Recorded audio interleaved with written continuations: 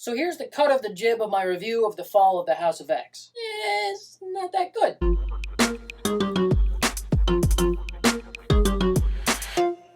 Well, the end is finally here. We have issue 1 of The Fall of the House of X by Gerry Duggan and Lucas Werneck. I was not able to get the really nice Pepe Larraz cover, but that's okay, because I got this really cool Mark Brooks and Richard Isanove cover, which I like a lot, so that's okay. I don't know why we have The Fall of the House of X coming so late after the Hellfire Gala, because there's been a lot of space between Orcus's final devastating attack on the X-Men and this series. I would argue that the House of X has been falling for months now, but I guess this is supposed to be the series where they say, look, it's over, this is the final chapter of the Krakoan era, we're gonna tie up loose ends and then move on to the next thing. So it's supposed to be big and dramatic and have all these emotional moments. It just kind of doesn't. Gerry Duggan has been handling a lot of the main X-Men stuff since Hickman left, and he's been doing pretty good. His stuff isn't quite as good as Hickman's writing, but it's not terrible. And you can tell in this issue that Duggan clearly has a sense of the weight that this series is supposed to carry. But most of the dramatic moments just don't hit. This conversation between Cyclops and Dr. Gregor feels like it has some weight to it, but it just isn't quite hitting. This one page of Professor X having an emotional breakdown or something just really doesn't hit. The pacing is just not good. Somehow this fight scene with 3 of our favorite mutants, Nightcrawler, Colossus, and Wolverine, fighting against Orcus, ends up feeling lame and common instead of the big showdown that it's supposed to be. In Cyclops' trial, he certainly says some important things, but they don't spend nearly enough time on it for it to really breathe. This scene where Krakoa easily incapacitates Nimrod and then stands up and swims away just feels a little silly. I really didn't feel the weight that I'm supposed to feel when events like these happen. The Resistance rallying is okay, it's clearly just set up, that's okay. And then Polaris at the very end is pretty cool, but somehow it's just not hitting me. The one really cool moment in this issue is when they talk about the first mutant circuit, which is the fastball special. And that's a really cool tip of the hat to classic X-Men stuff. I think that was done pretty well. But then we immediately follow it up with Colossus throwing people to their death at the hands of Wolverine, which seems like an off-character choice for Colossus. And maybe he's recently had the character development to make him more okay with killing people, but if you're gonna argue that fascists killing mutants is what would make the X-Men decide to start killing people, that's ridiculous, because there have always been fascists trying to kill mutants and successfully killing mutants, and the X-Men, as a rule, have done everything in their power not to kill them. So we had this really cool moment, but then it's immediately ruined by this very out-of-character moment for Colossus. Not to mention what's going on with Kitty Pryde and how she's totally fine with killing people all the time now. That's just not the X-Men.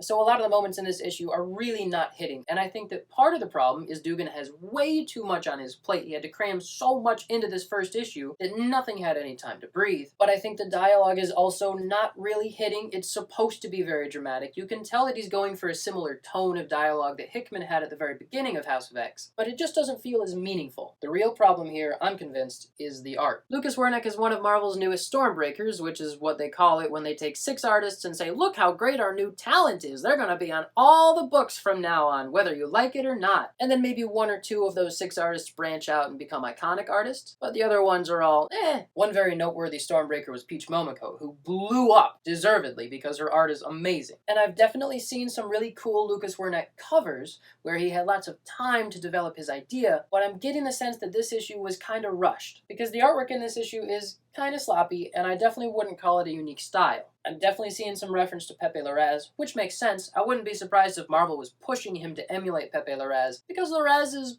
largely responsible for the successes they did have with House of X. But I'm also seeing some hints of like James Herron in here, and I'm definitely seeing a lot of reference to Ramon Perez. I mean, just on these 2 pages here, we got Nightcrawler looks like a Pepe Larraz, we got Wolverine in the bottom right looks like Ramon Perez, and then Wolverine on the bottom left here looks like James Herron. And when his art isn't almost blatantly ripping off another artist, it's not really doing anything special. Expressions don't have much emotion to them, the perspectives aren't very strong, the line work in general is just kind of sloppy and doesn't have a lot of weight to it. I mean, really, look at this panel of Nimrod here. That line work is something you would show to an editor and say, is this the right kind of layout? Do you like these perspectives? Am I getting the right information across?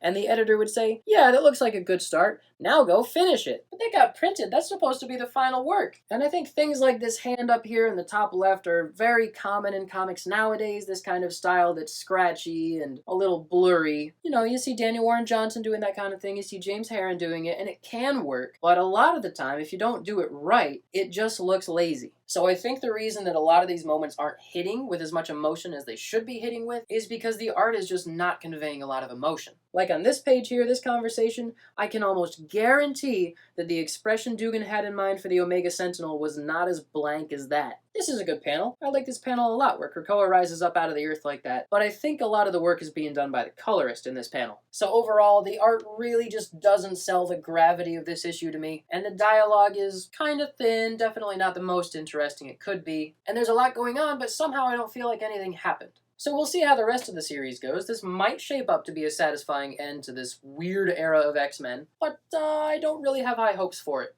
So I'm going to rate issue 1 of Fall of the House of X a low 7 out of 10. The only reason I'm not doing a 6 after complaining about it this whole time is because they have to do a lot of stuff in this. I can appreciate how many boxes they need to check in this issue. And that's hard work. You can tell the whole creative team is working. They're juggling a lot of balls. They're balancing a lot of things. It's a lot to do. But that doesn't make the issue enjoyable. So it's a low 7 out of 10. Did you read it?